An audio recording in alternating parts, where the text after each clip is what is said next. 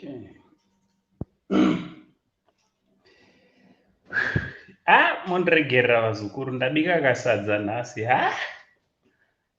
Saka kuti ndikaregeka warwadza. Sadza kachifamba ikako.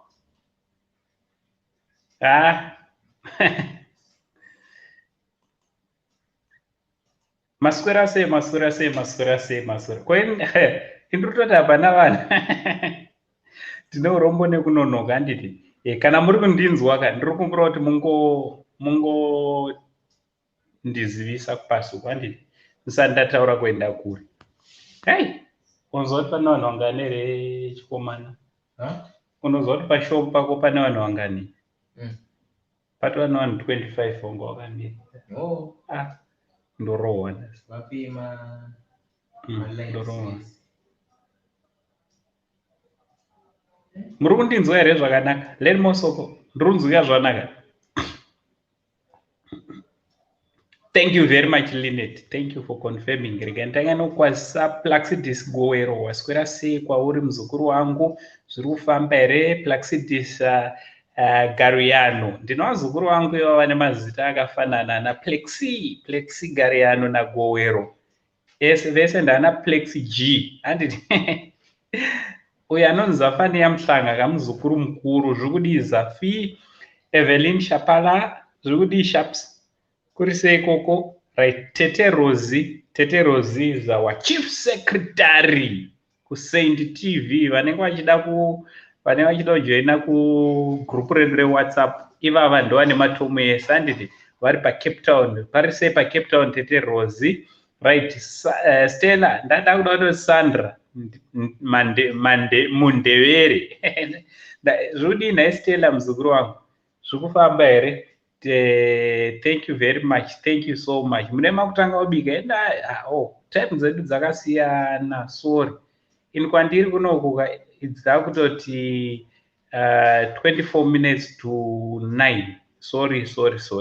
Right. Brighton Jumbe. Crynet Josephat. Crynet ndakatsamwa zvisingaite. Crynet zvisingaite nekuda kwako muzukuru wangu. Linet. Zvokudi Lineti, Martha Mahleza, Linet futi, Grace Chikuwa, hi, right, Esther Mkonyo, zvokudi Boris Oyamba, Shelton, zvine zviri kubalansa zvandiri kuona comment section mune muchabalansa nhasi. Mune muchabalansa comment section handiti. Primrose Salika, zvokudi muzukuru wangu, Bridget Opamoyo, zvokudi, right, Brighton Jumbe, right, Towers Tidas, zvokudi Alice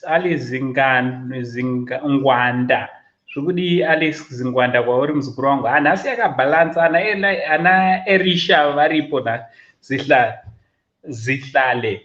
Zvokudi muzukuru wangu. Charity Moyo, zvakarongeka nhasi. Empire Official. Zvokudi muzukuru wangu. Thanks very much. Junior Ezekiel. Thank you very much.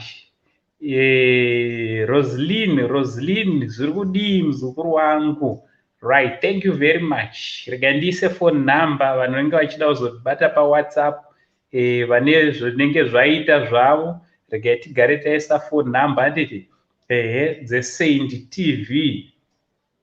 Kana muchiuya kufoni number idzi vazukuruka. Kana muchiuya kufoni number muchinyora maWhatsApp vasawanze nhoroondo. Usawanze nhoroondo, ukawanza nhoroondo unozviruza. Ende uka right ndidzo.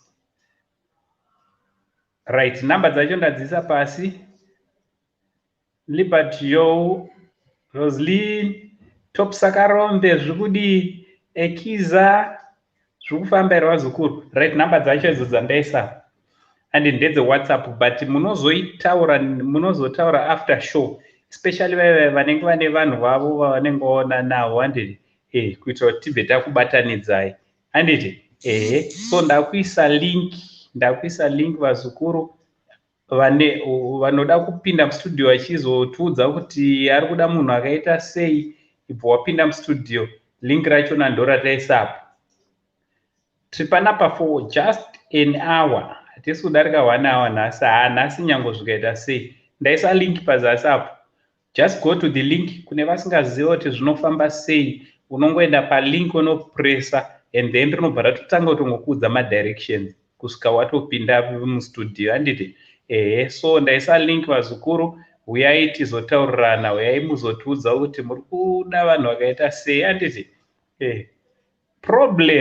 One problem yandakatsamwa nayo vazukuru, munoti tikakupai vanhu venyu, vamwe vane system yekuti tikavapa vanhu vavo havazodzoke kuzopawo uchapupu hwekuti zvakaita here kana kuti hazvina. But ndinoziva kuti zvine zvaita, vamwe mune matotsotsana stonyeni, tinotoziva because zizi yachona umwe munhu ka asati apiwa namunhu anenge achingoti padiki padiki, anko muri sei makuseni, anko mukasei kumasikati, anko masikati manheru, kuitira kuti muzi urangarire nyaya yake, handiti? Musi waunongomutambidza chete, kungoti ndamutambidza bhebhi kana kuti ndamutambidza mufesi, achinge vangowana chete kwekudai dai, haumuone futi, haufi wakamuwana futi, haazombodzoke kana kuzomboti ango zvakaita, anobva angonyangarika kuita hakutoita ungati ameno kuti ase watomuparira mhosva, handiti? Hapana chakaipa wazukuru, dzoka ungozoti sekuru zveya unongoti zvakaita, kwete kuti makunakigwa mamega makusero kutongozokuonai. Vamwe ndakazoona vatokandana mumafacebook kuti ava ndo vaiva takabatanidza kava. Tisina shanje, hadzisi shanje, but kungoti updatewo kuitira kuti tinge tiri tinoziva kuti program iri kubatsira here kana kuti haisi kubatsira. So zvandaita vazukuru, I've just dropped the link. Everyone is welcome to come so that tinge tiri tinokubatanidza, handiti? Tikangoita 2 minutes vazukuru pasina pinda ndovhara show, because handisi ndiri kutongova panapawo zvangu, but handiti? Ndichida kutenda, rega ntange nekutenda. Ndine vamwe vanhu vandinoda zvakanyanya ende vanondidawo, handiti? Our love is mutual, and takasangana kuburikidza this medium. I just want to appreciate, handotaura mazita here, handichade kutaura mazita, ndingazokanganisa, handiti? But ndine vanhu vakandibatsira. Last week last live yedu, I was not feeling well, I was not well, zvokuti vanhu vakaona medical report yangu vanotoziva kuti sekuru was not okay. But tinotenda nevanhu vakamira neno vazukuru. Ndangouya hangu semunhu mukuru unongouya ungotaura kuti this right, asi ndaitofa ipo paya, kutofa chaiko chaiko. But I thank God because tine vamwe vanhu vari panapa vane love imwe inotyisa, and thank you very much. Kozotiwo kune vamwe vanouya mustudio, anko muri sei? Anko ndichingobva panapa chendakazviona futi kunonzi kuchii, ndakazviona pataita malive Saint TV Foundation. Vanhu vazhinji vese vamakaona vakapinda mulive, if you go, most of the people they will just come over, wapinda mulive obva kuti angu ndiri kuita something, kuzofuita follow up atokubloka, umwe anobva atotanga kutokuignore, umwe hazvimanikidzwa zukuru, handiti? I am so glad because the people who helped me out havana kumbouya kuzopinda mustudio. Vanhu vanotongozongotora namba vakanyarwa vati sekuru chichiri kuitika, votovatsanangurira nekuti unochitoona kuti munhu ari konzera obva atobatsira. So thank you very much vanhu vane mwoyo wakadaro, handiti? Hanzvadzi yangu nhasi handisi kuiona, hanzvadzi yangu handisi kuiona, hanzvadzi yangu iripiko? Tete Spiwo varipiko? Ngauya vazo-officiata, varipi? Vazviona here kuti tane life, vazo-officiata.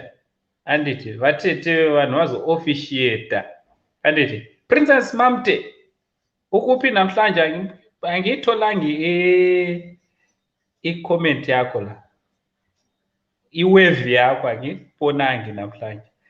Right, ndasarwa ne1 minute kuitira kuti tivhare show vazukuru. Ndaisa link, hapana ari kuda kupinda, hapana ari kuda munhu, so ndasarwa ne1 minute. Tasarwa neminute kuti tivhare show.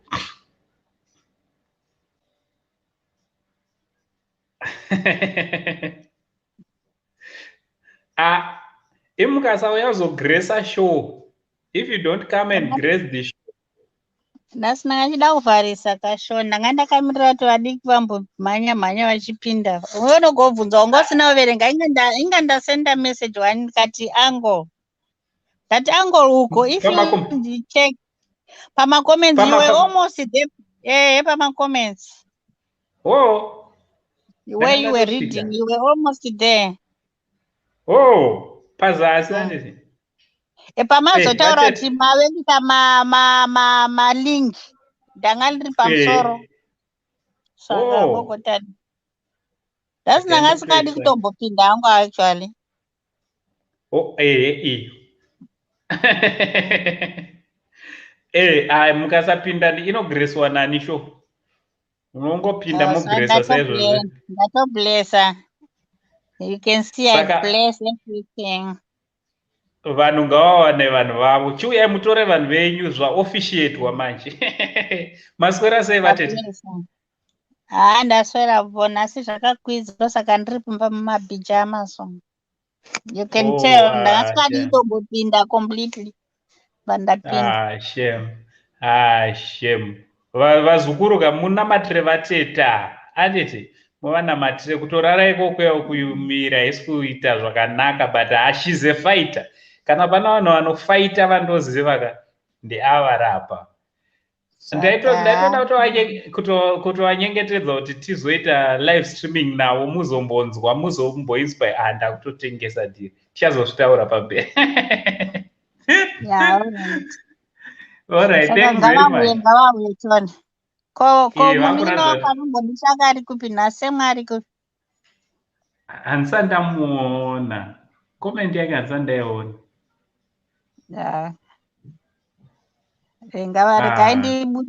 Regai ndibude vamwe vapindi. All right, maita basa vatete. Kana matodayo show yatanga mai. Okay. All right, bye bye. Much love. Thank you. Right. Chiuya mutoro umwe nomwe azotora munhu wake pana. Umwe nomwe ngauya atore munhu wake. That is my elder sister. My elder sister, she is in the UK. Thank you very much for coming through. Vatete vevanhu. Right. Ndaisa link. Plexi Nyambo, zviri sei muzukuru wangu? Plexi Nyambo, how are you? Mozva ndombosangana nemamazita ndoita seya ndokuzivai mese. Get me right. Ndokuzivai mese. But vandakamboona. Anditi? Ndandapa. Bela chino? Zviri sei Bela chino? Ruva. Right, uyai ndamirira. Link ndaisa futi rimwe. Ndaisa rimwe pasi. Mototenda vatete vakurumidza kuuya, show yanga yakutovhara. Saka tine 2 minutes dzimwe zvakare dzekuti tive nemunhu mustudio. Handiti? Ndine musikana, ndine umwe muzukuru wangu ari kuBedbridge. Ndine muzukuru wangu ari kuBedbridge ane 30 years. Aripo here, ane 30 years. Ari kuda munhu wake ane 33 to 35. Kana 33 zvichienda mberi. Handiti? Kana kuti 30 zvichienda mberi. Ari kuda munhu akatenzane naye kana kuti mukuru kwaari, hazvina problem. Ane vana 2. Ane vana 2 aripo paBedbridge apo. She's 30 years old. Ndine umwe muzukuru wangu zvakare ane 23 years ari kuGweru, ane mwana 1. She's in Gweru. Musikana ane mwana wake 1. Apa ndiri kungotaura vanhu vandichiri kurangarira, vanhu vandichiri navo vachiri kutaura neni. ane mwana wake wana akanaka musikana angofanira uya anonzi Cranet akazoenda Cranet iwewe Cranet ndiri kukuziva. She's very beautiful. Cranet is very beautiful, very gentle. Zvake zvaangoita ubva atongoti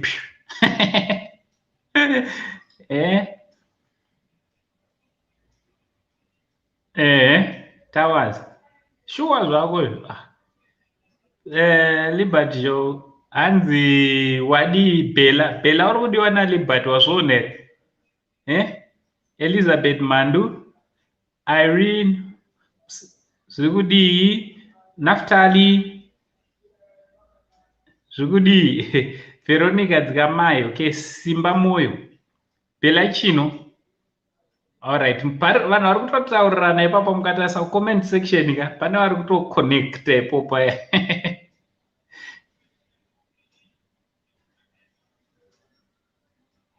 Ava zvazorasika. Muri kuona comment section pane mvesa dana Bella Chino panapa. Bella ndiani Liberty Joe. Saka zvine zvazoita kuti vaite hanzvadzi nehanzvadzi. Zvakaita here kuti ana Joe vega vega nzou dzega dzega dzingotorana. Bella na Liberty. Bella na Liberty vese vari kuti ndana vaera nzou. Abva atotori sister pamwe vanenge vatoda. Paso zviri kudii? Joburg rega tione kuti Liberty ari kupi. Zvekuti sisters zvinogona kupera. Cynthia. Okay. Uyai kamustudio. Uyai ndasarwa ne1 minute. Alright.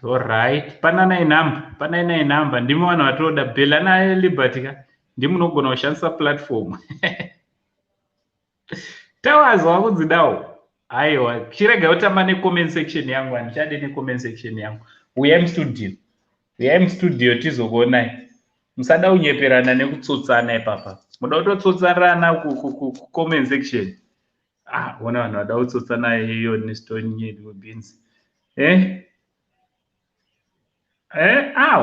Muri kumaona here comment section kuti kune vanhu vari kupisa. Kuna vanhu vari kupisa. Yes, Tavo. Cynthia. Right, Joyce. Think well. Mbuya ndakazoti tafamba wazukuru ndikabva ndazombonzi ngatimbomira. Hanzi ngatimbomira but zvakaoma. Mbuya takambonzi ngatimbomira. Hazvinei. Saka sekuru vari vega mazwana. Sekuru vari 1. Zvakaoma. Mbuya vari kure. Distance. Sekuru vari ku United Arab. Mbuya vari ku United States. Saka takaona kuti distance inini apa ndanga ndakutoda. Zvakaoma. Ndakanaoma. Suda kutaura zvakawanda. Right, Towers na Cynthia uyai palive. Pindai live. Mbuya pakaya mazwano iwe. All right.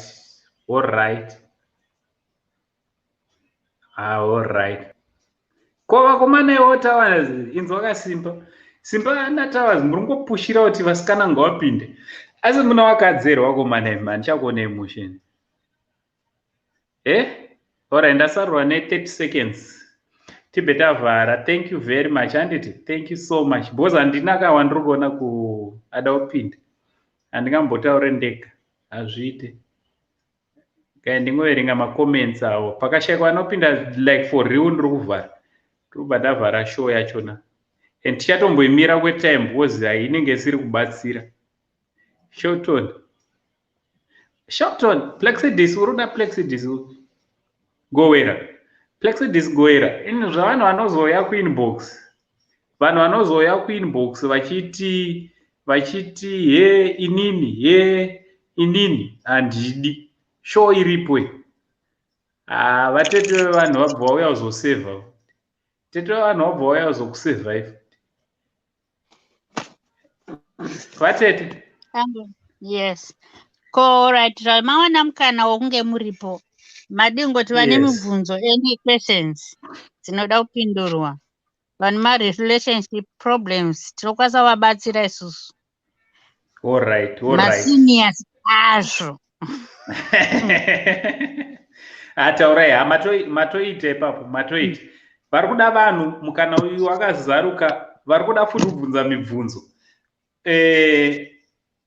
Sevamwe munogona kuda kuziva kuti ma-red flags anditi red flag yekuratidza kuti zvoni munhu uyu wandiri kudanana naye tsotsi, especially nowadays. Muri kuona kuti nowadays nekuda kwekupararira kwataita ka tiri kukusanganisa ipo panapa. But I've discovered vamwe vanodzoka vateteka vachizotaura kuti zvoni sekuru munhu wenyu uyu handisi kumunzwisisa itsotsi, kwozoti panondori noumwe aingoita mavidhio calls ari mumota chete. But one day zvakazongoitika kuti foni yakadai rika ari mumba, mukadzi nevana varimo. Apa isusu tinoita kubatanidza panapa. So matsotsi tinawo. You can easily tell if this person is married or not. How? But isusu nenyaya kuti vaska, you can tell. You can easily tell. All right. You can easily tell. Especially kana mugara musame town. You can easily waumbotori time kuzvibata. All right. Umwe hanzi haadi kuti tiise maphotos pasocial media. Ndeumwewo. Chero inini I don't put my photos pasocial media. Vanhu vanotoita chance undoona ndaita live, ndapinda palive like this. If you go to my Facebook ningrini, because in my job I was just protecting my identity nenyaya yebasa rangu ku Facebook. Yes. So I couldn't put any photos there. Saka it's okay. But zvamunotaurirana nezvamunenge muchipindurana ipapo ndo zvinokuudza kuti uyu munhu siyana naye. Yes.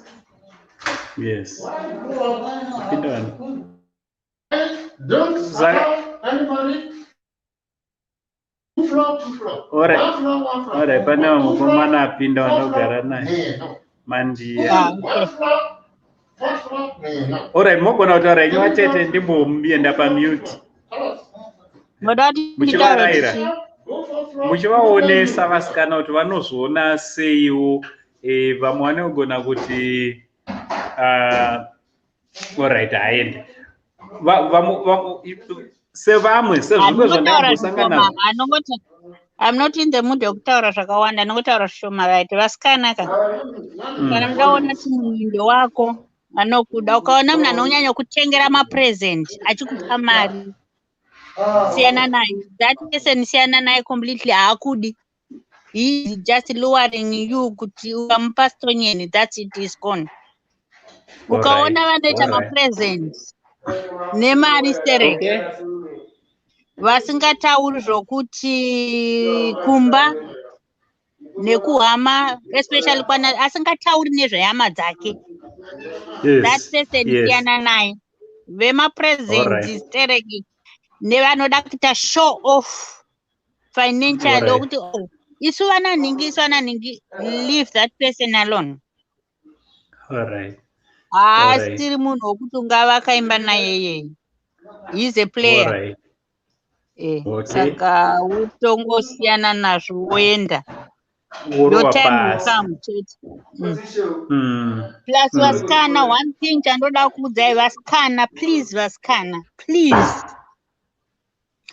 Musafunga kuti kana muri kuZimbabwe, wherever you are in the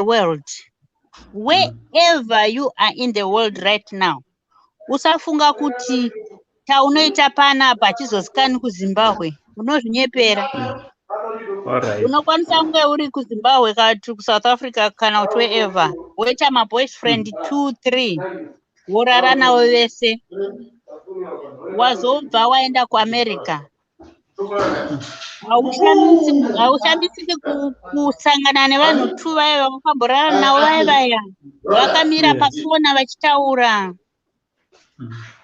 Saka iwe ukapfuura napo, what will they say about you? Vese vakarara navo vese kuzivana, they will say hapana mwana, hapana munhu. Unonzi hapana munhu iwe uripo. You exist, but people are saying hapana munhu. So please, ladies, be careful. All right. Because vanhu ava vari very sweet tongued. All right. Anokutengera njanji nechitima zvikaita reality. Idzo dziri nini. So just be careful. Just be you, be assertive, say no. Kana chikuda anokuda, kana asingakudi regera aende. Because Mwari hapana kapa akambotaura kuti age yokuti vanhu varoore kana kutoroorwana age yakati. Kana wapura age yakati. Let people talk. It doesn't matter. It's their problem. Let them talk. You want to romba kwenye, let them talk. Your time will come. Your time will come. Just let them talk. Manyira kuita zvinhu zvisina nebasa rese zvoupenzi. Plus kunzi wasaririra, wasaririra. Wazwa kuti ndaitaura, I was talking to this other muzukuru wangu. She's 24, angari ku college. Yeah, angari ku college, akatopedza. Aiti sekuru ndakanda kufila ungati handisi normal. Because vanhu vese vandakadzidza navo kubva ku high school, vazhinji vachona vandakatamba navo ndangosara ndega, vese vakawanikwa, most of them.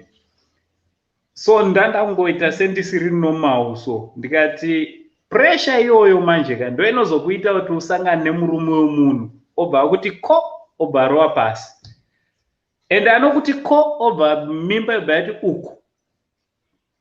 Anditi nekuda kwepressure, nekuda kwepressure yekuti ndasaririra zvimwe.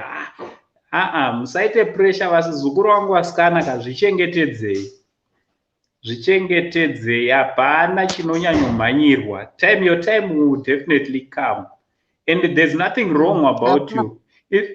Unozwa kuti pane pamwe kuti unozvitarisa wofunga kuti pamwe ndakashata, pamwe handiite, pamwe ndakasara, kuita kwangu kwakasara. Mozoona munhu akuchinja mapfekero, akupfeka zvipfupi zvaanga asingafarire nenyaya yekuti zvoni pressure yekuti ndichionekwa. Peer pressure haina neplan yese yai. Peer pressure inini, that's one thing. You can all do whatever you want to do. Ini peer pressure haindi, but that's one thing I grew up with. I'm not affected ne peer pressure. Ne peer pressure, yes. Yes. Because you got a peer pressure, could disturb your focus in life. Yes. First things first. That's why my marriage is seven ku Africa, let's say ku Zimbabwe, pandakakurira. You find out kuti baba ningi na baba ningi vanoshanda pabasa rimwe chete. Anditi? Yes. Right. Asi ava baba ningi vanogara kumasebhabhu nemukadzi wavo. Ava baba ningi vanogara kurukishen nemukadzi wavo. Asi vanoshanda basa rimwe chete vachipiwa mari yakafanana. Vamwe vanofamba nemota dzemberi, vamwe zviskorokoro. Tenozoona ava mai vanogara kurukishen vanopenga kupengera murume wavo. Hanzizvo yese baba ningi vachida asi munoshanda pamwe chete. No.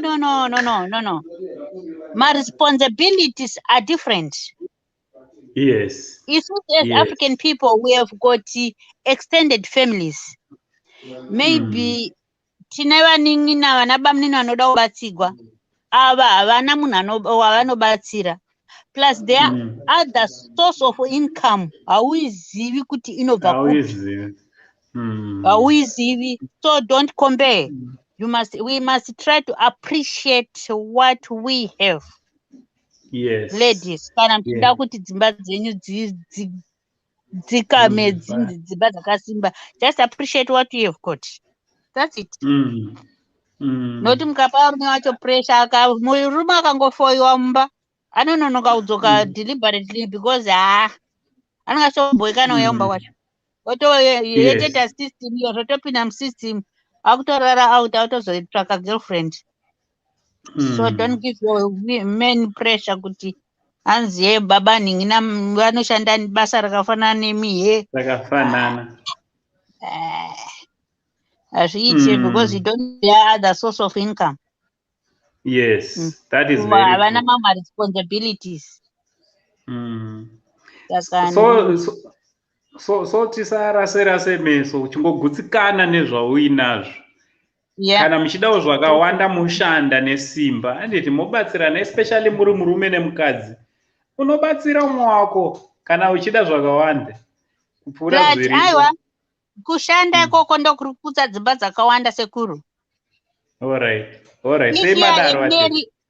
If you are a married woman, be a full-time wife and full-time mother.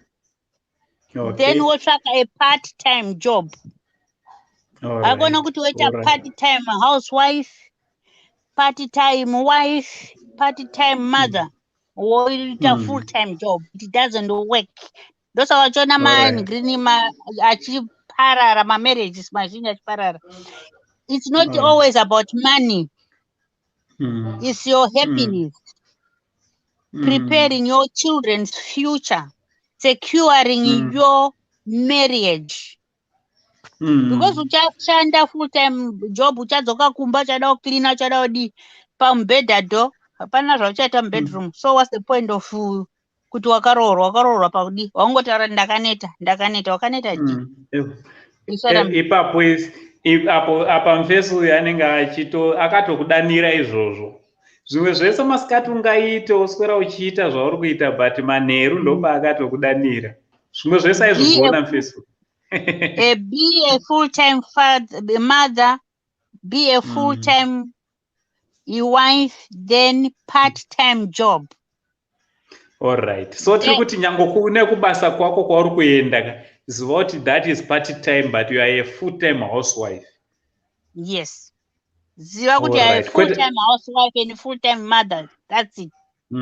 Chero une basa raunoita ripi, you must know kuti your main job is being a full-time mother and full-time housewife.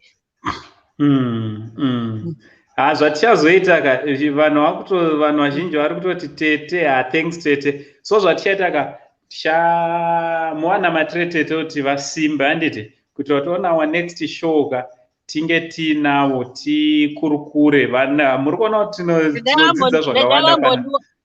Regai vambondiona face yangu ndabvisa magirasi but ini handichaoni manje. Ndoiziva.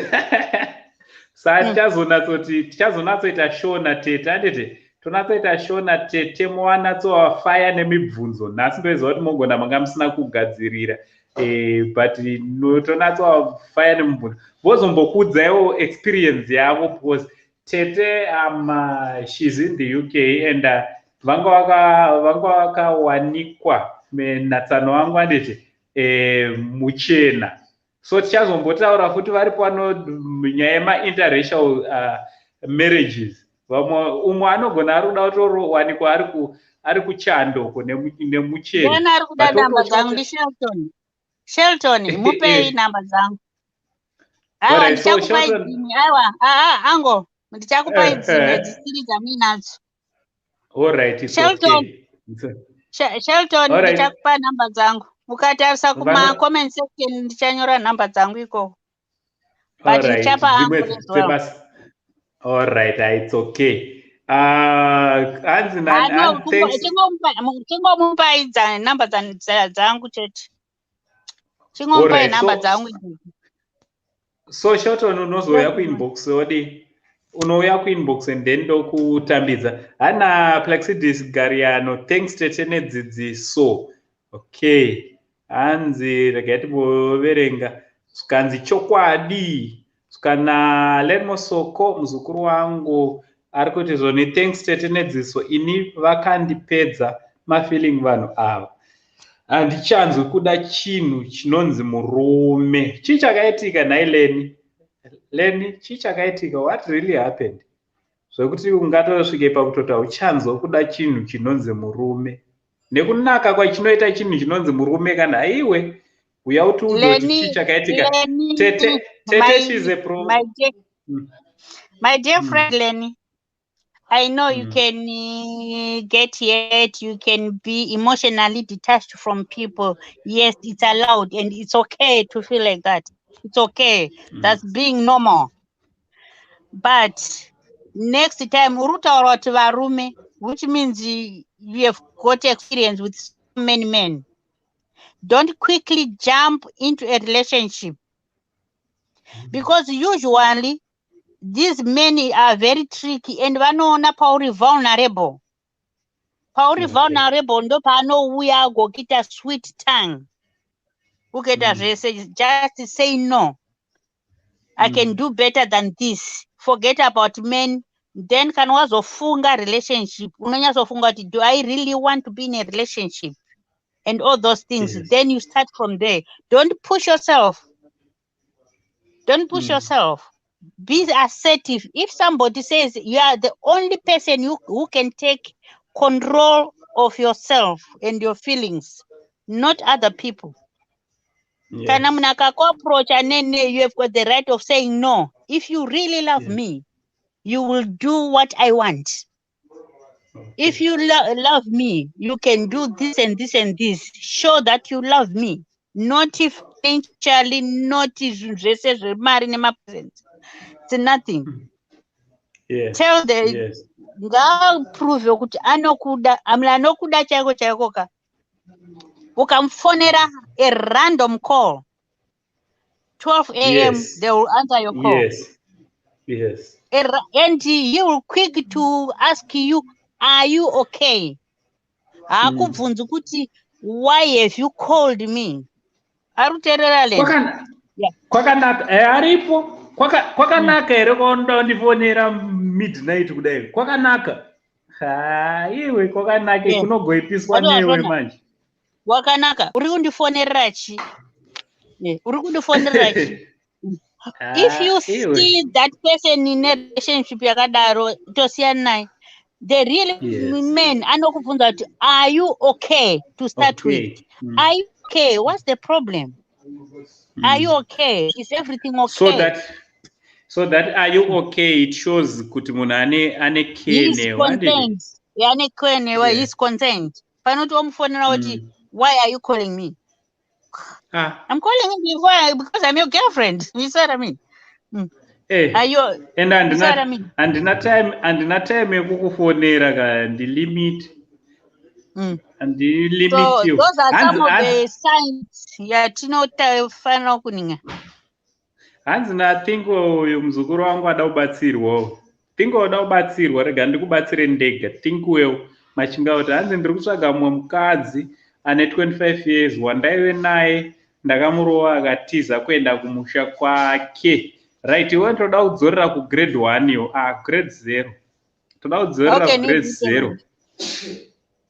Uye ada kudzorera grade 0 uku. Because mashoko ako I know kuti uri kutamba but hazvi wrong place yekutamba. Chera chitamba no uncle. Pfungwa dzachona. Pfungwa dzacho. Anokwanisa kuti akatamwa akatadza kuzvikontrola. You need to have self control. Anger issues on anger issues. Okay. You need to have some anger issues counseling kuti kana mukaona mukadzi adai so kuti zvisa escalator. Don't do this. Iwe ubva waita so. Zvobva zvapera. That's what you do.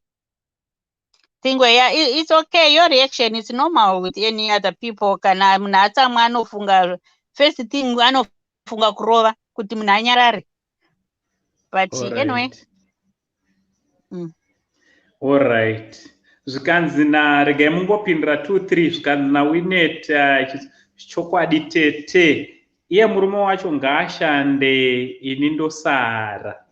Right, ana Cynthia hanzi kamurume akashanda inini hana problem nazvo, ndinotoda kutogara kumba nevana ndichitochengeta vana nekuchengeta iye. Yeah, it's okay. Cynthia. Kana muchibvumirana, being a family, being married, it's about being one. Munobvumirana on all things. Munofana kubvumirana on all things. Budget mobvumirana. Kuti tichaita budget yedu, so you must agree on all things. Hanzi amen tete Magija. Elsa Magija in UK as well. Tete ndokwavari ikoko. UK yakawanda panapa. Vazukuru vangu vari ku-UK panapa. Vakati one day. Right, hanzi vanopora nezita raJesu. Thank you very much neprayer iyoyo. Tete Rosie, thank you very much. All right, hanzi nhamba dzatete please. Tete vari kudiwa nevanhu. Tete vachapinda busy. But musandinetsere hanzvadzi yangu ndiyo yega. Hanzvadzi yangu handidi munoipota muchiipa unguwa, munotarisa inzwai vazukuru. Kana musiri ku-UK munocheka, unotanga wacheka kuti nguva yeku-UK usati wafona, handiti usati wawabata. Bhozi munhu iyoyo uti ane kana vane time vanobva kupindurai, bhozi moyo wavo unorwadza kurega kuatenda vanhu. Handiti right. Thank you so much. Yes. Oh, now, okay, all the way from Durban. Okay, get well soon, Tete. Plexigariano. Right. Okay, thank you. Yes. All right, and Tete, you are telling the truth. I say all the way from UK. All right. Thank you very much. Tete, I am in Norfolk, Elita. Yes. Uyu anonzi Memory Isaac. Ndishamwari yangu tashanda tese kuDurban. Kuri sei Memory Isaac. Pari sei paDurban apo mwana wamai wangu. Thank you very much for your support. Patakashanda tese ndiana izvizoti sekuru ndisekuru maitoshanda nasekuru wevanhu ipopo. Right. Right, hands quick recovery na Salom Tembo Tete. Hands, you are so sweet. Thank you. And you are she's very sweet, so sweet. Yeah, that's my baby brother. That's my baby brother. Salom Tembo. Thank you, Salam. Yes. Hands na Reni, thanks Tete papo ndizvo chaizvo, but pamwe pacho ukatofona midnight ukasangwara anokudira rafu isingaite kuti wega unoti amen. Ndopaunofana kuchenjera ipapo. Ndopaunofana kuchenjera kuti what type of a man you are going for. Ndopaunenge uchitopika ipapo uchiita mapoints uchipika ukaona mapoints akatika 5, 6 and below. You need to work on that relationship before you say yes. Yes. You need to work on that relationship before. Hands na Ingrid Zambuko. Hands me, I'm a single mom of a 9-year cute son. Pandakarwadziswa to the last Tete due to this guy told me zvakaoma zvekuti he doesn't love my son. Let me tell you one thing. There is no man on planet Earth who doesn't want their children. What they don't want is Ndaiverenga. Ndosachimpindura kuti hapana munhu asingadi mwana wake. What they don't want is responsibilities.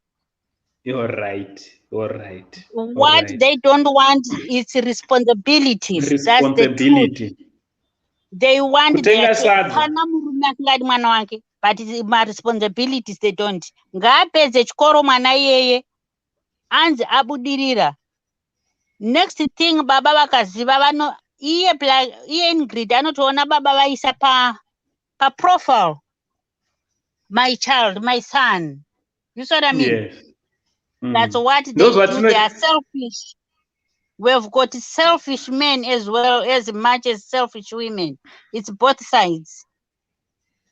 Saka uyu zvoda ndichitaura naye in person akanditextira kunhingiri kwangu kana achida. If you give All her, right. So I'll tell you what number to do. number No, sekuru. Aiwa, sekuru. Regai ndikutextirei Yes. nhamba dzandoda kuti mushandise notice. All right, it's okay. It's okay. Regai ndikuforwardrei nhamba dzamunoshandisa. All right, it's okay. Because these ones dzamunadzo idzodzo it's an official one. Right. Dzinombazobopinda business calls, appointments and all those things. So let me quickly ndikuisire kunhingirini kwenyu, kuWhatsApp kwenyu. All right. So muri kutendwa nathinkwewu pamataura nyaya thinkwewu hanzi thank you tete, but ndakatizwa nemukadzi asi handicharove futi.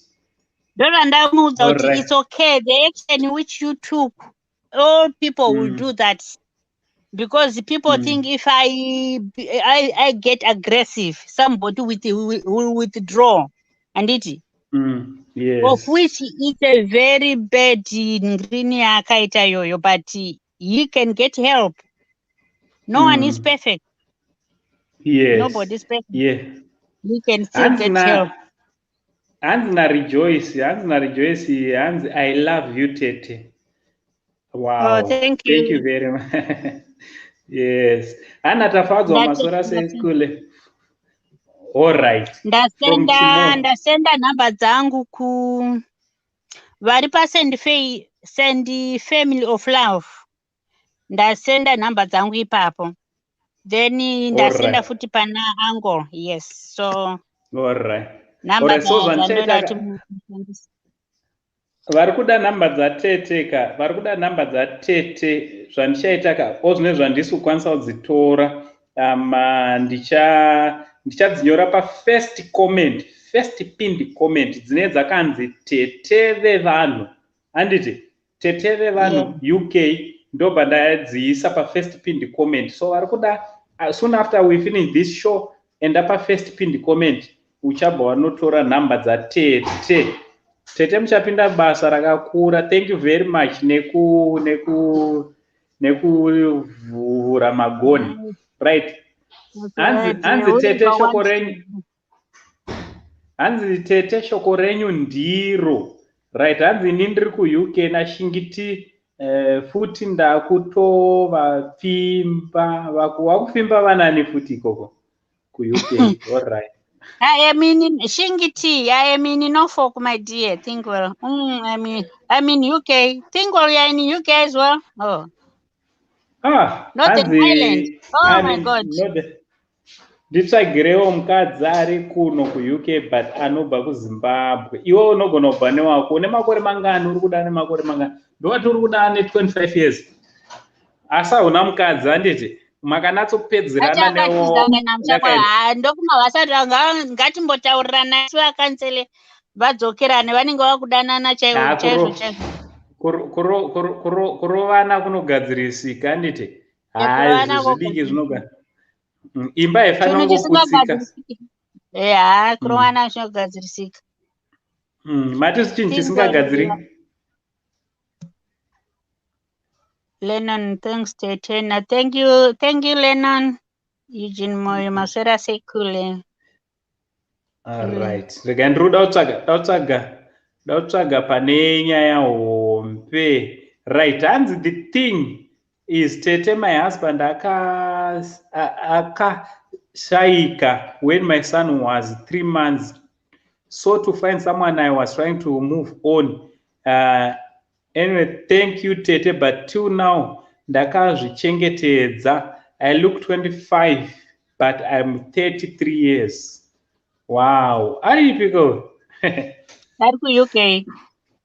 Ari kuchando. Ndiye ambotizvo mwana wangu 9 years baba vake havamudi. Okay. Saka mazonzwa baba vachona vari kunzi vakashaika. Baba vemwana vakashaika ane 3 months. Uyu ndeumwe waakazodanana naye asingade mwana. So munhu asingade mwana Tete tingati munhu adanane, tingakurudzire munhu kudanana nemunhu asingade mwana. munhu asingadi mwana wako ka. Can I say it panapa? Just say no. Because yes. mwana wako is more important than the relationship. You can always have another relationship, get into another relationship, but you can't replace your son or your child. Once your child is gone, you can't replace it. Ungakwazi ku have another child, but you can't replace your child. Then you can ruin your child's future.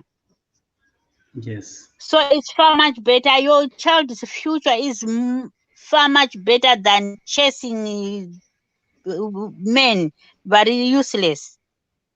Yes, that's very true. Skanzi nabona hanzi nabona dodo hanzi true tete varume havadi maresponsibilities vanototi as long as mwana ari kuna mai vake ari covered, get your soonest. Right, ndoda ndimbotaurawo tiri papo, not all men tete, inini hangu ndichida kuzvitaurira from experience, handiti not all men vasingade responsibility. Vakadzi what they do, some of the ladies what they do, vanokupushira kure. So how? No, sekuru.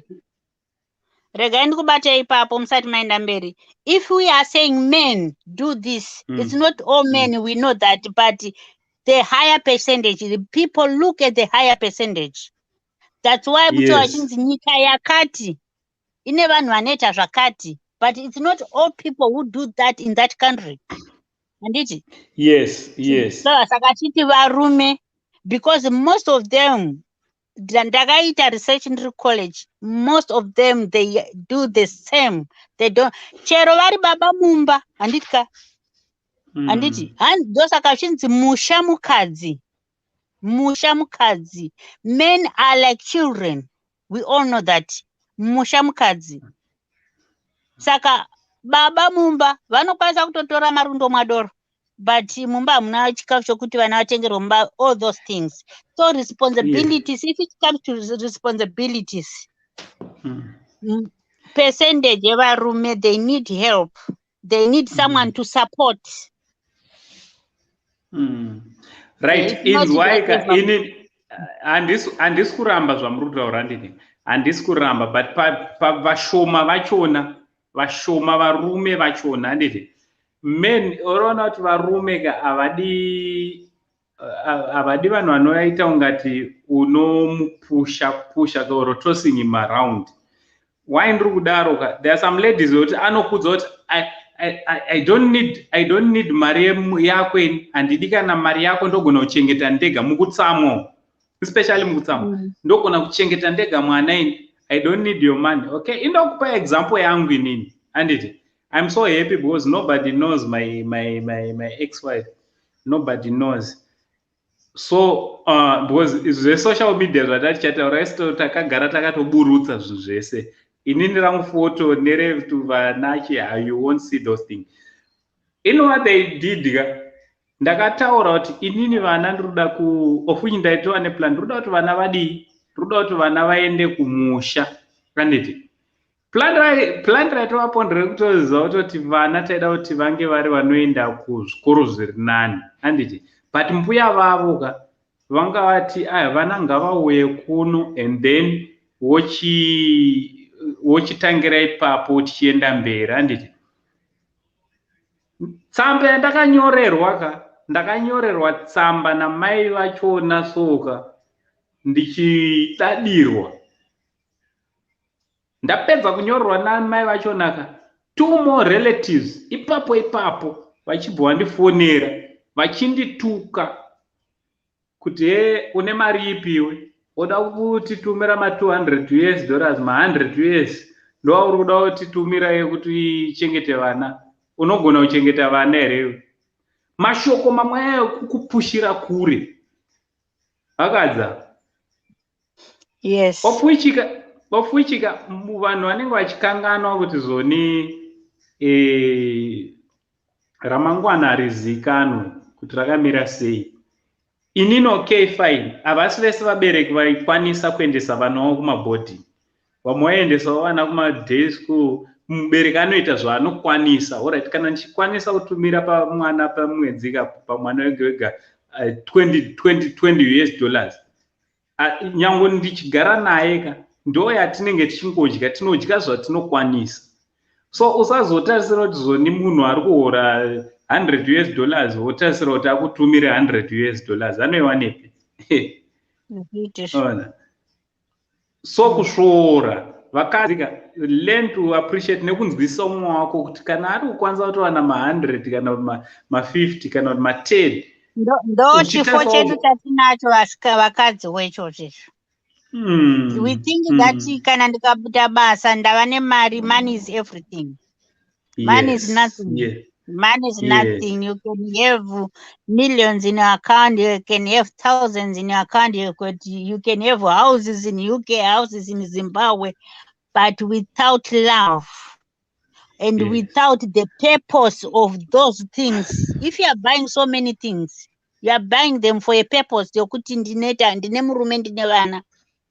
Saka murume wacho akaenda nevana akaenda, what's the purpose of you having all those things? Yes. Anditi? Yes. Saka so ngatikoshesane vanhu kunzoko. Iwo ukatanga ukaziva kuti ora takaparadzana ka, ukaona kuti zvoni kwauri wakuwana mari yakawanda kudarika umwe wangu wandaiva naye, usatarisira kuti iwe kana uri vana ndevedu tese, musazvikanganwe izvozvo. Vana vanenge vari vedu tese. So iwe kana uri kuafford une chibasa chako chinokupa kana $1,000, umwe wako achiri ngori pachibasa chake che100, usatarisira kuti zvakaipei kuti iwewe uri kwauri, because it's not about amount yemari, but it's about the love. Love iri kutoratidza munhu kutoti inini ndiri kuuya ne$50, iwewo bhisa hako $500 yekuchengeta vana. Hazvina kuipa izvozvo. Hazvina kuipa vana vacho ndenditese. Wese mwangu ari kutsvaka. Semwavepa angari kutsvaka. Azouya. Hanzi hello tete atosvika nekutongokwazisa. Right, hanzi nevakadzi varipo vasingadi vana vemurume. Ndizvozvo zviri both sides. It's both sides. Alright, hanzi ndoda kutakurisa. Alright, namba tichaisa pa first pinned comment shortly. Nyaya yako taura natete, and I assure you kuti nyaya dzamune mataura natete ka, she's a professional someone, handiti. Nyaya dzamunotaura kuinbox musatya zvenyu, dzinotoperera ikoko, dzinotofira ikoko. Yeah, musatya. And this service she's just giving you for free, handitete. Yeah, I don't judge people kutaura nemunhu. It's therapeutic to me as well. Yes. Hanzi naEvelyn, hanzi well said tete. Vamwe vanonyengedzwa nekuda murume. My hubby akashaya mwana aine 1 year 7 months. Now he is 11 years and I am 36, but vanhu vanoti I am 27 or 28. Kana riri rokoto rako iri, uri kuzvichengeta muzukuru, you are very beautiful. Yeah. Well done. Well done. Evelyn, muri kumuona here munin'ina wenyu vatete? Yeah, well done, Evelyn. Yeah, she's doing well. You can always get married anytime. Hapana age yakambonzi ndo age yoku. Kuno ku UK toona ma 80 years achiita get married muchechi kuchata. Saka ndizvozvo. Yes, yes. So hapana age inobonzi. And thank you tete, that's why ndakaramba hangu ndakazvichengetedza, cause ndakaona kuti zvekudaro zvinonetsa. In anyhow, my son is always my priority. Well done. Well done. Hanzi nawo hezo hanzi powerful words anti pamwana apo ndanyatso pabatisisa hangu. Thank you very much. Yes. Vana vedu first. Munhu akangokuratidza, rega ndikudzei zvimwe kavazukuru, ukaona inini semunhurume, ukaona munhu kuudza kuti anokuda une mwana wako nevana vako, right? Womuudza shamwari ndine vana vangu 2-3. Ukaona munhu iyeye achidanana newe asina kana 1 day anombokubvunza kuti vana vari sei, achiratidzawo hanya, kuratidzawo hanya nevana vako, chimbomupa time munhu iyeye zvine zvakati. It's very true. Aiwa, dzimwe nguva anenge achivada hake asina, but munhu anoda kudzidzisiwa. Bring your child, mumwe musi wongomunyepera kuti handina munhu wandinayo wandawana wokusiyira mwana. I'll bring my child. Ukauya nawo zona reaction yaanoita ipapo will take it on. Vatopera. Yes. Unotongoona kuti hapana nyaya, haangaite baba munhu. Hanzi think well ada zimuto uyu. Amenoti zimuto wacho Hazel zimuto, amenoti Hazel zimuto wacho ari. Is she ready for a relationship? Ingrid urikupiko nyaya ye. Hanzi ari ku Northern Island, ari ku Island. Ingrid is I think Ingrid is Sambuko is the most. No, vari ku South Africa. Vari ku South Africa. Vari ku South Africa vari vaviri. Zvikanzi na but Ingrid wacho, is she ready for a relationship? Don't start. Ingrid, you might want are you ready? Are you ready for a relationship? Because I know munhu kana Adam munhu ngamude nema. Yeah, that's true. That's true. But you single ladies as well. Yes. Vana vavo vari kuda kuroorwa futa. Don't trust anyone in your life. The only person you trust is God. Yes. Believe in other people, believe in your partner, believe in your husband.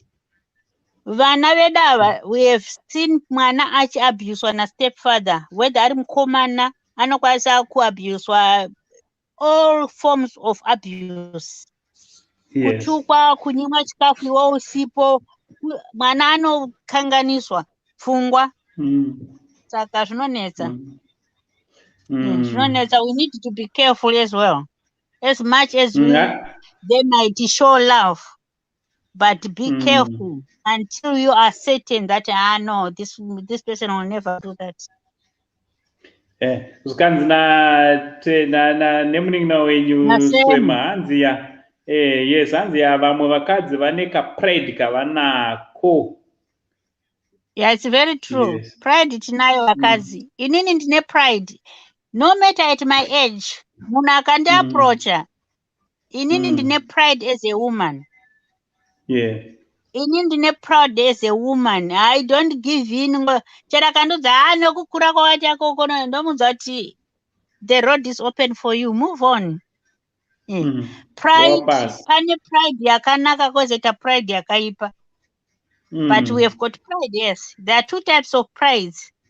So it's okay. Yes. Alright, ndai pane previous one. Yakanzi ndanonyanyonetsa udi. Hanzi vakadzi kuchengeta vana, inyaya yevana izvo. No, I don't agree with that. All right. Yeah, I don't agree with that. It's both ways. I don't agree with that. Yeah, zviri kumasides kwese. Zviri kumativi ese. Katione, all right. Linet rega Linet, try again. Ameno chichaitika pawangu wakupinda. Linet uya pano muzukuru wangu. Right, hanzi vanhu vanogona kuramba kupinda tazotowana zvinobatsira kwazvo. Alright, vanhu vari kuramba kupinda. Rega ndikudzeka. Pane vanhu vanenge vachida kungoona vanenge vakawana vane vanhu vavo vakawana nevakawanikwa. Vanenge vachida kunyangira vari kusero. So tikati tipindaika, hampindike kamadhamu. Sisi vamadhamu. hanzvadzi yamadhamu kwairi pamwe ari toripo panapa hapapindike Tidas. Yeah, That's think alright. well. Alright, hanzi vanhu vagona kuramba kupinda. Alright, ndo watachitaura nezvake.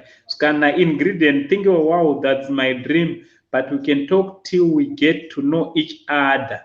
Yapa tinogona kuvaka chimwe chino. Matova connecta wo sekuru. Muchato watu hapo ngaite mutatu.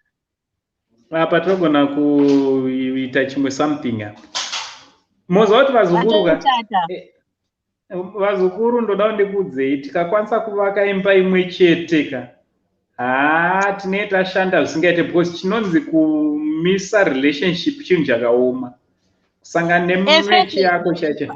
Ango, a first couple inochata through send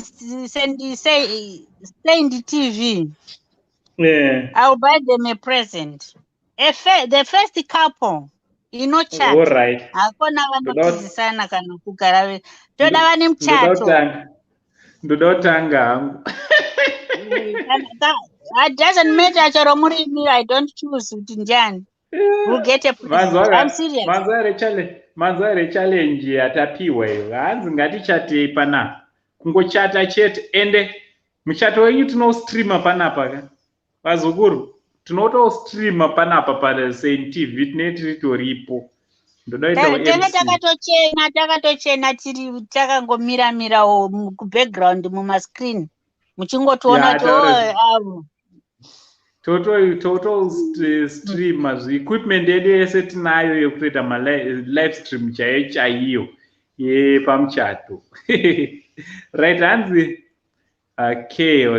okay. Saka ingrid na think weuka munondibata ndibate ku inbox phone number ndambodziisa ndichadzidziisa zvakare anditi right hanzi zambuko yesu wangu taura naye manzwisisana. Alright, Liberty show ariku konzi kudiko arikukuzwa Liberty ndiye amboramba mumwe wokwazvo. Avangosangana wekwazvo. Imwe izvoukadzi imwe izvourume ngavataurirana. Hataura zvenyu ndichino mwanasikana wekwachino yazoenda kupi. Right, hanzi I guess I am ready. It's been long not in a relationship for almost 3 years. However, 3 years. Ingrid wa right waiva. Right, hanzi na Linet Messi sekuru mbuya va Saint vari P. Now she's my good friend. Atisisiri tese. Anditi distance yakatidya nguva dzedu dzakasiyana. Right, hanzi na Beauty mashoko aiwa not you kule. Alright, panyaya yemuchato. Alright, yapasa saka kana wadaro. Right, hanzi na Hilary Wimbai ndanonoka kuya pano waswera sei. Right, hanzi na Liberty ndaita mudika hangu I wish I was old. Unenge une rudo iwe zambuko. Alright. But for real, ndiri kutya kurwadziswa cause if I fall in love, I do, and for true love. Okay. For Ingrid, she must enter in a relationship with an open mind. She knows what I'm saying. Okay. If I say open mind, it can work. It cannot work. Don't be attached first. All right. Just to see how it goes. Then yeah.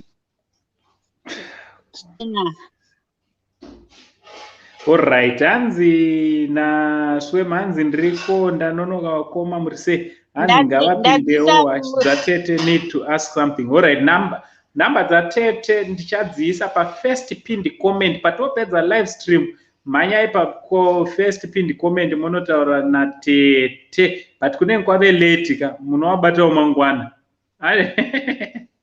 Kana neni dzangu ndikati anondibata from 12. Alright. No, ndichabuda because ndine ma appointments ma10. then ndoda kuzoenda for shopping muscat, somebody will take me, then from 4 p.m. until the whole night if you want to catch me by any time papo, but between 6:30 and 7:30 and 9 o'clock UK time ndenge ndiri kuchurch, so you can't get hold of me. But after that, it's okay. Even 1 a.m., you can text. I will check my messages. If you text me, it's okay. Right. Alright. Rega timhanye pane macomments ane nyaya. Alright.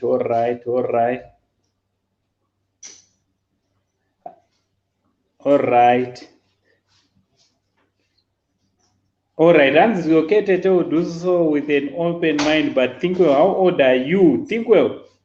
How old are you? Vanozouzana kuinbox. Vamwe havasi comfortable kakutaura pa live. Yeah. Vamwe havataure makore palive. Sasekuru so ndingataure makore. Right, ndaisa link pane vanga vachida kumbopinda patanga tichitaura naTete, pamwe varipo vanga vachida kuzoona Tete nekungozotaura something. Hello, let me call you on the other number. This one, the battery is low now.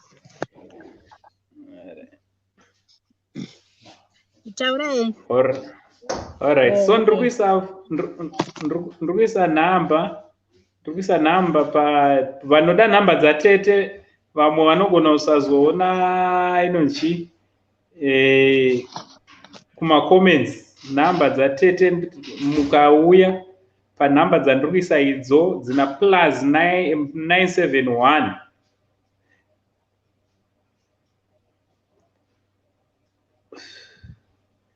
Alright, so ndaisa link. Toda kupa mukana munhu 1 or 2 vanouya kuzobvunza koti asati avhara. Kana une munhu wako wauri kuda uya panapa uzotaura uchitowana nemaadvise akanaka from Tete. Anditi tasarurwa 1 hour redu radarika rane 12 minutes, so tasarurwa ne5 minutes kuti ivhare show yedu. Anditi so ndaisa phone number idzo kune vanenge vachida kuzotibata paWhatsApp. That is our WhatsApp number. Munotibata paWhatsApp. Also munouya pa motipa munouya motipa chi. Yes, munouya motipa. Okay, Tete vaita ko. Anditi Tete vaita ko. So munouya motibata pa phone number dzedu idzo. Ndakanda kuteerera. Right. Ndamirira vada kupinda mustudio vanozoti takazovhara tisina vasina kupinda mustudio. Tamirira vada kupinda mustudio. Nhasi pashayikwa vanopinda mustudio. Makawana mese. Makatowana vanhu venyu. Anditi aiwa, kana makawana vanhu venyu zvinofadza zvikuru. Ndichida kukurudzira kuti tine mavideos atiri kuita vazukuru. Handei tinoona mavideos edu. Handiti let's share nefamily and friends our channel. Ngatishare nevamwe. Namba yedu iri kukura. Ndichiti thank you very much for your unwavering support. Ozvinoita tovawo mu24,000 subscribers, family members edu. Thank you so much neyo unwavering support. Ndichida kutenda Tete Nobi and Queen wanga vatanga tinavo vauya vaita daenda ndega show yapera kare. Ndofunga mangoona kuti nditete vanhu zveshuwa. Handiti vanoti Tete ngavadzoke ngatiite live stream yaTete chete naTete vevazukuru. Ndo inenge iri title, naTete vevazukuru. Ngatinyorei kuma-comments. Ndikangowana vanhu 10 chete vanoti yes ngatiitei naTete. tinobva tatotaura dheti riri padhuze kuitira kuti tibve tatoita. Ndipei tinzwe. Ingrid, phone number ndidzo dzidzi. Phone number ndodziri apo. Phone number ndadziisa apo. Phone number ndadziisa apo. Alright, chete vadzoka. That's good. Phone number ndadziisa apo. Alright. Welcome back Tete. Vazukuru vanga wamasikirezi atete vakatoti teteka. Alright, papa paita muzukuru wangu anonzi Mai Masimba. Mai Masimba, welcome to the show. Chabudakuona manje. Muri sei sekuru? Tinofara, wakadii mwana wehanzvadzi yangu? Mushe, laiti rangu ndo rakangoita down chete but ndiri kukuonai. Ora zvakanaka muzukuru. Pakanaka. Kuri sei kumba? Kumba kuri nani, ndiswema ndosare mwana wangu mukuru anonzi Simba. Ini ndanga wa voice kuti ndisema. Ndave kuziva manje. Muri sei kwatom? Ndiri right zviri sei? Mushe handafara nhasi muri kutaura mune chiso chakapenya chaizvo. Kusweta iziya iri. Iziya ndaitwa overworked panapa. Nehashanzi yangu ndakazorealize kati hashanzi yangu. That's my baby brother, that one.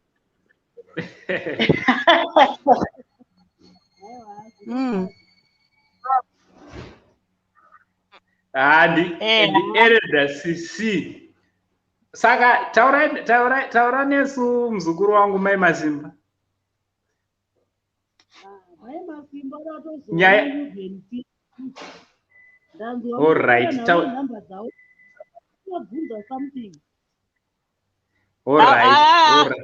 Amupo paningiri nere manini. Amupo pa group reningiri chini. Recent signed. Andipo ini. Oh, that's okay. I'll go at it fine.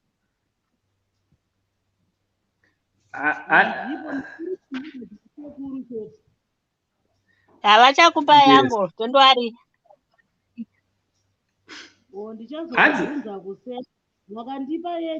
Ayo ndodziforward. Ndotogara ndadziforward. Yeah, muno-reminder because my messages kazhinji after show pane ma messages akawanda sterek, so munogara mangonditi sekuru musakangana.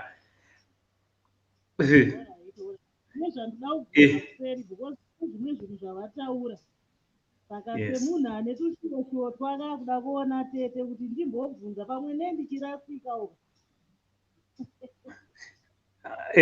Ndizvo hamusi kunyepa. Zvinotoda kutoti unge uri unobvunza vakakutangirawo. No, it's not about vakakutangira. No. Chero mwana mweni teneza nokupa advice. Yeah.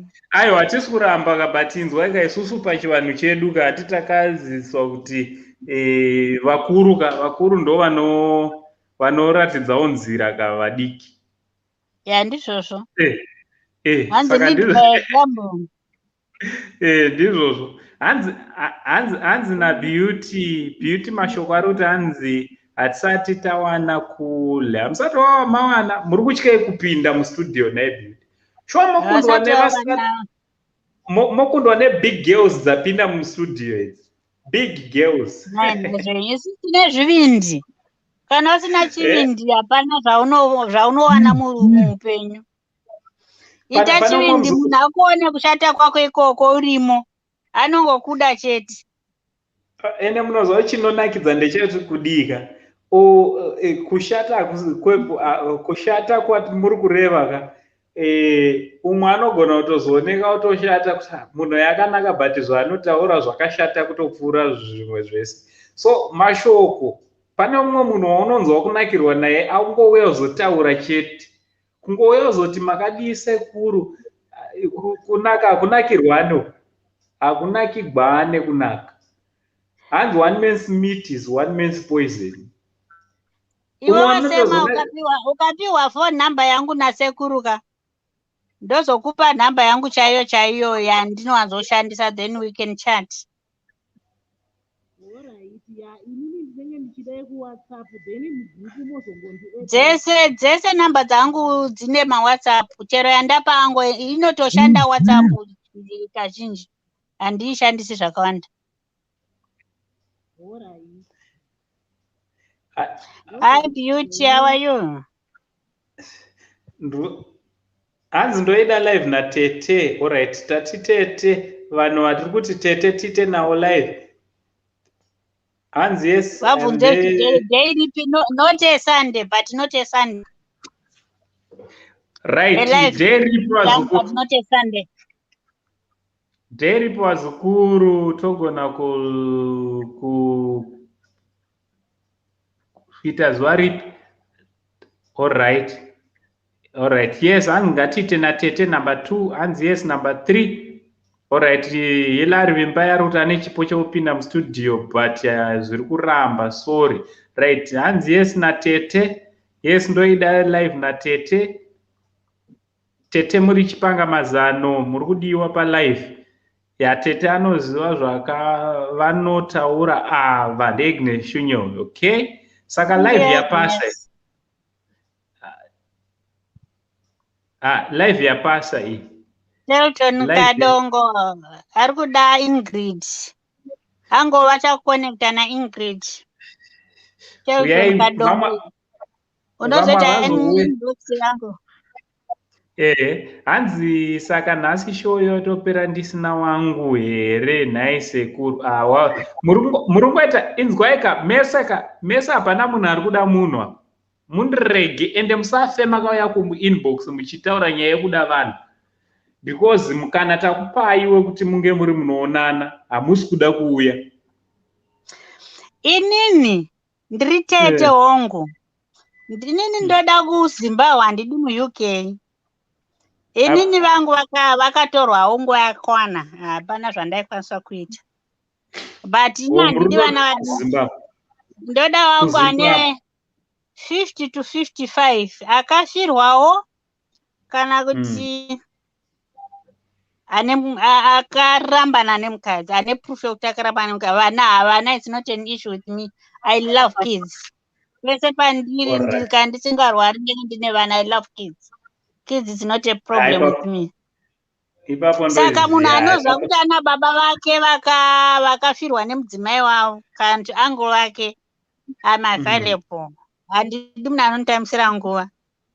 Asi unoya through inini hanzvadzi yachona. Uyo uri serious. Sekuru ndo vanovheta. But I'm serious. Sekuru vanovheta. And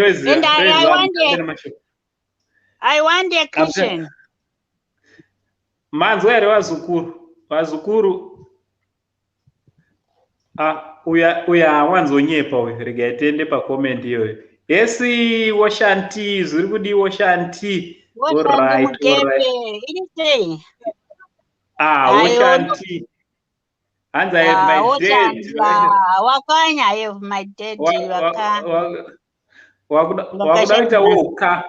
Wakudaita hama epedyo chaiyo muzukuru wangu. Watu hama epedyo woshandi. Woshandi watu hama epedyo. Nyarara zvako muketi. Rega ndipendai woshanda nenhamba yangu. Aiwa, woshanda nenhamba yangu.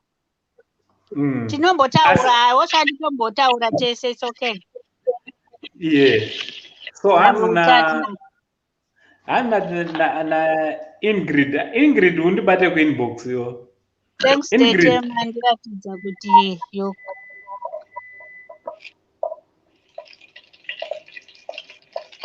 Yeah, okay. Thank you. Ende Tete bvunzai nini? Osoma usati wambotaura naTete kuinbox handisi? Handisati ni sekuru. She is so sweet. We spend hours and hours kana tikatanga kuti kufonera. Yeah, ukaenda kuinbox, iwe ukaenda kuinbox, ango vachakupa namba yangu yavanondikondakta nayo. It's okay. Ndavapa mvumo. Tete, she is so sweet. Zvotu unenge uchingoti mune muchingotora titakupedza motomboonekana ana tete tomboita crazy totomboonekana kuti aora tete tozoonana chatongorova ndechoti tasarwa ne1 hour ya ndakaona madairiro even pandakavamhoresa kuchannel yedu kuSaint TV aiwa madairiro avo akandifadza usingaiti. Tete manje zvanoita akachandovadira haasi munhu anokunzvenga, vanokudza chokwadi sezvachiri and vanokudza in love. Unotoona kuti munhu ari kundudza chokwadi chiri kundibanda uyu but ari kuzvitaura nerudo. But ndozvakanaka sekuru. There's no need of you being rude to people you don't know. That's true. You don't know akakuita rough, akakuita chi. Don't answer that person or move answer the way that person wasn't expecting it. Zvinodzora makoiningirikini izvozvo. Munozwa ndine muzukuru wangu umwe anonzi aripo panapa. Muzukuru wangu anonzi akane username rakanzi Princess Mamte. Ndombomona kumacomments. Anonditangira kazhinji kacho kukomenda asi mazuva andiri kumbomutangira. Ndoda kuzotaura nemi kuinbox muri tuka. You tuka, imi muri tuka, muri kuona character yenyu tete. Yeah. Ndo yake. Anombonitangira, ndombomutangira hai. Mogona kuwirirana zvisingaite. She is so sweet and ari straightforward. Inenango give me anyone. Ndinowirirana na everyone. Ndoiziya. Doesn't matter age, just give me a person. Yeah. Saka swema muzukuru wangu. Ndiudze zvenyaya. Nasi basa kuri sei. Ende zviri kufamba here kwasha zukuru wangu akadi. Kwasha zukuru anonetsa sekuru ndozvandabvunza tete kuseri. Muchinyanya kuinda bama. Musakuririkana ango na tete isusu tiri masingles. Ndodzimwe nyaya dzatikataura idzodzo dzesocial media idzodzo. Ndopatambobata ipapa. Yeah. We welcome you to live stream, but still chambo ibata nyaya ye my social media. Yes, social media platform, yeah. Yeah. Some other things are zviri pa social media zvinokanganisa. Social media is right, but wrong.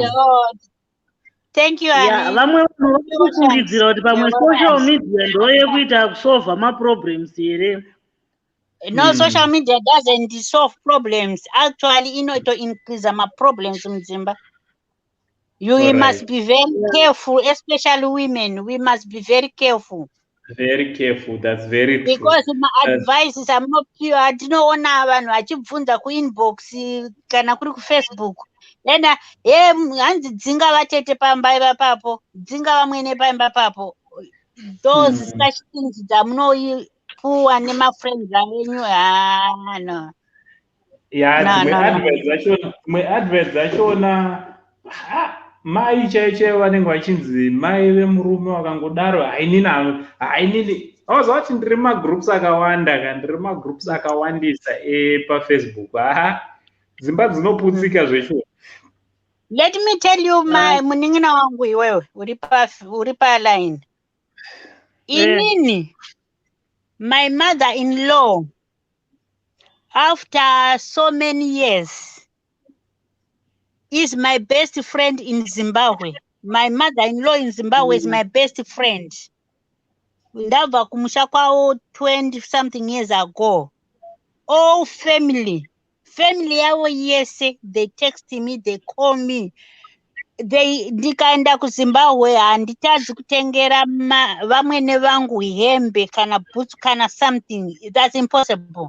Kana kuti ndondovapa mari kuti mama uyai kutown tisangane mutsvake zvamunoda. That's my mother. Handiti takatanga takatanga itisiri in good books nana tete. Vana tete vane hora vanotaura zvavanoda. But kana wakabva kuvanhu, kunyarara kunokunda zvese. Usabvunza, iwe uita zvakanaka chete. Just respect them as well. And appreciate them. Kuti vakakuzvarira mwana, appreciate them. Vana tete, you must know kuti tete vanenge vane godo nehazvanzi yavo, vanenge vachitya kuti I am losing my brother. Handiti? But iwe ukazvininipisa, vakazoona kuti no, murono, we had right to you. We can access our brother anytime. Uchaona kuti your marriage will be the best. Because vese they will turn around vokuda zvikotokushamisa kuti saka vaindinetserei, vaida kuona pauri iwewe. Saka but vashoma vanozviita izvozvo. Vashoma. Inini amenoti problem here kana kuti ndoti chi handikwanise kutotaura kana vanhu vakanditadza. Usataura hako tichazotaura inbox. Aiwa, ndiri kungotaura kuti sezvandakaita inini matauriro amaita handina nguva yekuti kana kuti amwene vakaita something ndotoswera ndakagumbuka kuti vazvione kuti inini ndakagumbuka. Inini handizvikwanisi. You mustn't gumbuka as well. You mustn't gumbuka. No, this advice I wasn't directing on you. Ndachitotaurira munhu wese akateerera ipapa. Yeah. Aiwa, apapo muri kugona kuti rai. Saka zvatichazoita tichazonatsoita zuva redu tine 2 good hours dzatine tichibata nyaya idzodzidzi dzerudo, tichabata tisina topic yatakananga kuitira kuti tisalimite, because moziva kuti pafirst live stream yedu yatichaita teteka, I think tisina topic kuitira kuti pane umwe munhu anenge achitsva nenyaya yake kuti manje topic haisi kuda kutaura izvozvo, otobva asina kubatsirika. Ine ringori freelance yoti tinongopa nhanganyaya, but vanhu vane questions avo vozongouya zvakadaro vachingobvunza. Handiti? I think zvinotibatsira.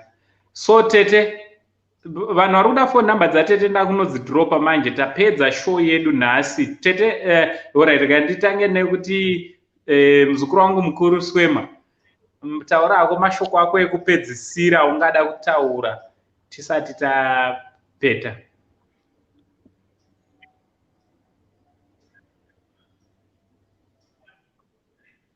Aiwa, inini sekuru ndinonzwa kufara pandatoona chirongwa ichi, especially pandaona vakomawo ndobva vatondipusha kuti ndipinde mulive. Ndandichida kuteerera but saka pandangoona varipo chete chete ndakati aiwa ndinotopinda pasaidi pavakoma ipapo. Okay, thank you. Zvinofana. And one thing, munotibatsira zvisingaite. Sometimes wakanzwawo shoka pakataurwawo zviri zvitatu, especially papa nezvatotaurwa natete ipapapa, hapashaike munhu atonhonga rake shoko. Hanzi panorayirwa mwana wamambo iwe muranda achiteerera, ndopakutodzidzawo kwacho ipapapa. Kudzidza kunotobvawo nekure, munhu anenge asingazive, uchikura.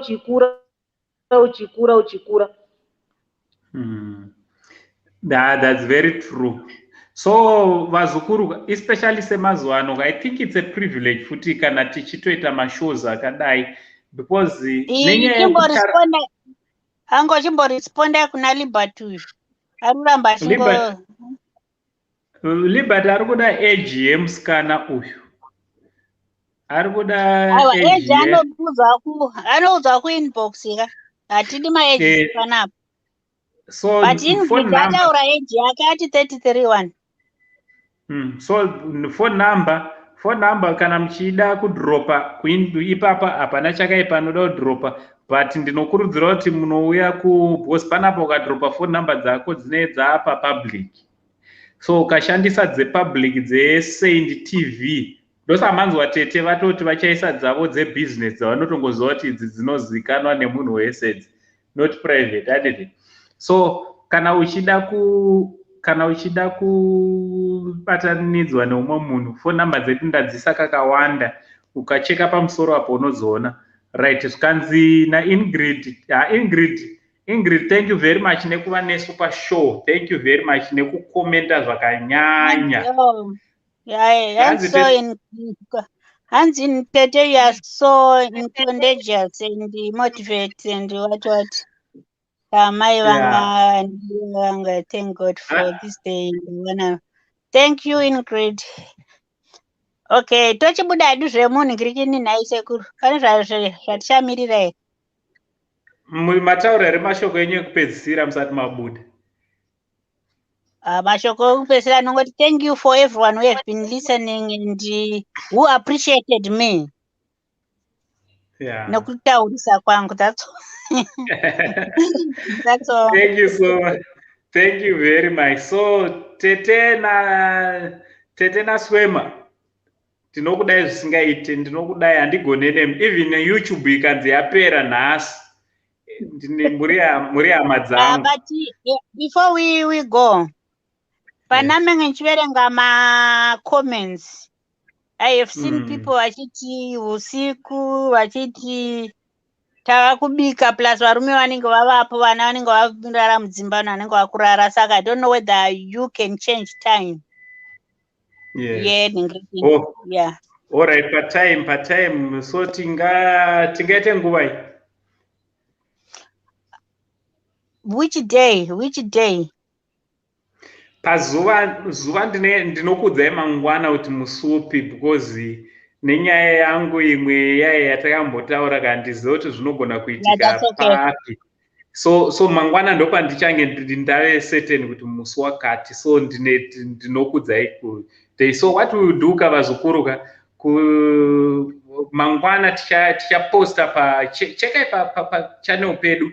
Unombopinda pa channel woenda panonzi pa community. Tichakuisirai posta rachona rekuti tichazviisa rini. Mangwana tikatadza kuzviita mangwana ndoita day after tomorrow.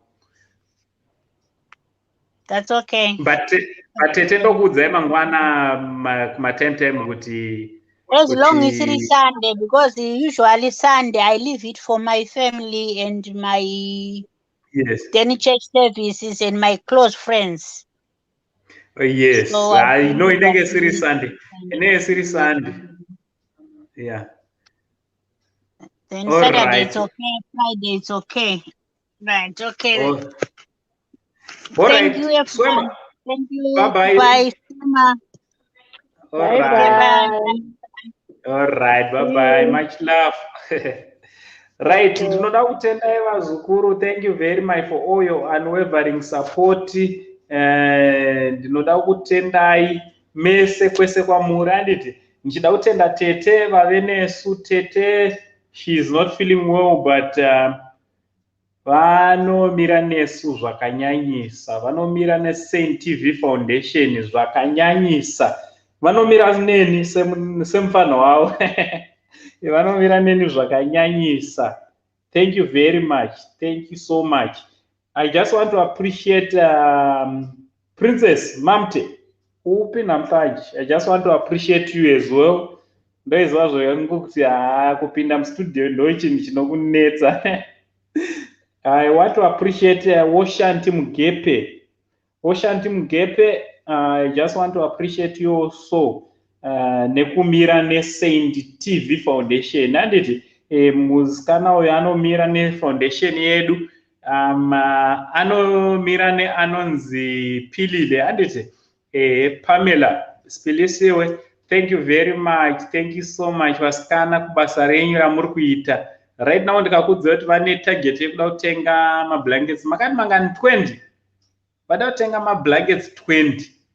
So vanenge vachida kusapota Saint TV Foundation sezviri kuita hanzvadzi yangu vachangobuda Tete Nubian Queen, rega nditi Tete Nubian Queen, username ravo anditi Tete Spiwe. Vanomira neSaint TV zvakanyanya Foundation. Vanoda kumirawo nesu, vanoda kudonata. If you've got anything to donate, unogona kutibata futi panhamba idzo dziya. Tobva tapfuurira mberi nekukupai madirections kuti munobatana sei naWoshanti Mugepe and na pilili handiti right ndarikavha muzukuru, ndarikavha zvakanyanya handiti. Thank you very much, thank you so much, thank you very much for your unwavering support. Ndinokutendai vazukuru, mamessages enyu pandanga ndichibatikana, of course zvinove zvangu, but handingati ndiri kunyanyisa handiti, but mamessages enyu ndo akandiita kuti ndiite right. Thank you very much. Vamwe vakatozosvika pato an extent yekutoti sekuru bataiwo nepapo. Thank you very much, thank you very much. May the good Lord bless you. Handiti vamwe vanondicheka makuseni, masikati, manheru, handidi kunyepa. The love that you are showing me is too much. May the good Lord bless you. And no appreciate each and every one of you. Handiti Hansi, please uncle, don't charge time. Don't change time during the day. Some of us tinenge tiri ku mabasa. Okay, tichaigadzirisa nyaya yetime inogona kuaccommodata munhu wese handiti, kana kuti majority.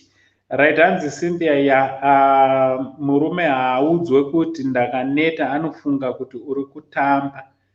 Tambe kunze uko, right. Tichazoibata nyaya yacho. Alright, iri kutsviridza nyaya iyi. Iri kutsviridza. Okay. Right. Vazukuru, handei tinofollowa futi ku Saint TV. Handei tinofollowa ku Saint TV ku Facebook. Tine page redu Saint TV. I think ndiri panapa beta tomboita ka live futi handiti. Dautomboita ka live. So ukaenda kune inonzi Saint TV Facebook page, Saint TV Facebook page, tinitorine live yatinayo izvezvi. Regai tomboita ka live timboona vazukuru vangu, timbotaura, timbodzidzisa nevazukuru vangu ku Facebook. Also handei tinofollowa our Instagram account. Let's go and follow our Instagram account yakanzi Saint TV official. Ipo pana pa YouTube tine imwe baby channel yedu yakanzi Saint Trending TV, Saint Trending TV, handei tino subscribe ikoko futi handiti. Thank you very much, thank you so much for all your unwavering support from Uncle Saint, the only Zimbabwe. Koma birthday enyu ndangoudzwa birthday remuzukuru wangu anonzi Musimboti. Dari Musimboti ani zviya?